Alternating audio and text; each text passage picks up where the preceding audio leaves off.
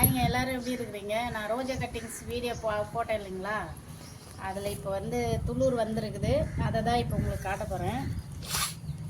இங்கே பார்த்தீங்களா,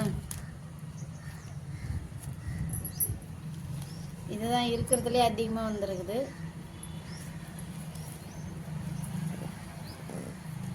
இதில் ஒன்று தான் வந்திருக்குது, இதில் நிறைய வந்திருக்கு.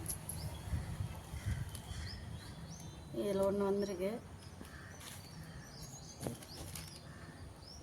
தெரியுதா வீடியோவில்?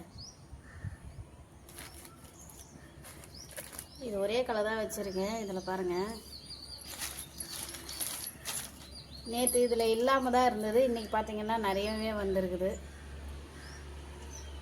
இது ஃபுல்லாகவே வந்திருக்குது. இதில் ஒரு கிளையில் மட்டும் வந்திருக்கு.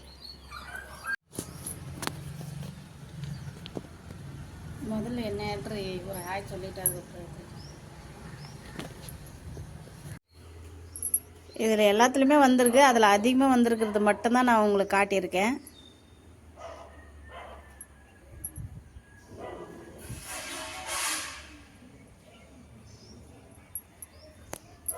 இதில் வந்து துளிர் வர்றது பெரிய விஷயம் இல்லை, வேர் இறங்கணும். வேர் இறங்குற அளவுக்கு நம்ம அதை பத்திரமா பார்த்துக்கணும். ஈரம் அதிகமாக இருந்ததுன்னா அந்த குச்சி காஞ்சி போயிடும், கட்டிங்ஸ் காஞ்சி போயிடும்.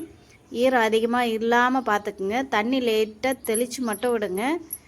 ஈரம் கொஞ்சம் இருக்கிற மாதிரியும் பார்த்துக்குங்க, ஈரம் அதிகமாக இல்லாத மாதிரியும் பார்த்துக்கோங்க. அப்போ தான் வந்து வேர் இறங்கும். வேர் இறங்குச்சுன்னா தான் இது சக்ஸஸ்ஃபுல்லாக பண்ணுற மாதிரி. ஏன்னா லாஸ்ட் டைம் நான் பண்ணியிருக்கேன், தண்ணி அதிகமாக இருந்து ஹோல்ஸ் போடாமல் கவர் விட்டதுனால என்னாச்சுன்னா துளிர் என்னவோ வந்துடுச்சு, இலையெல்லாம் கூட வந்துச்சு, துளுத்துச்சு, செடியே வந்துடுச்சின்னு நான் ரொம்ப சந்தோஷப்பட்டேன். பட் ஆனால் பார்த்திங்கன்னா உள்ளே வந்து ஒரு 2-3 டேஸில் இலையெல்லாம் வந்ததுக்கப்புறம் காஞ்சி போச்சு. காஞ்சதுக்கப்புறம் பார்த்திங்கன்னா என்னென்னு செக் பண்ணும்போது உள்ளே வந்து அந்த குச்சி வந்து காஞ்சிட்டு இருந்துச்சு. அதனால் ஈரமும் இருக்கணும், அதிகமாக இல்லாத மாதிரியும் பார்த்துக்கணும். காத்தோட்டமாக துளிர் வந்துடுச்சு, அது வந்து வேர் இறங்கி வருதான்றதை பார்க்கலாம். சரிங்களா? எல்லாத்துலேயுமே பாருங்கள் துளிர் வந்திருக்கு.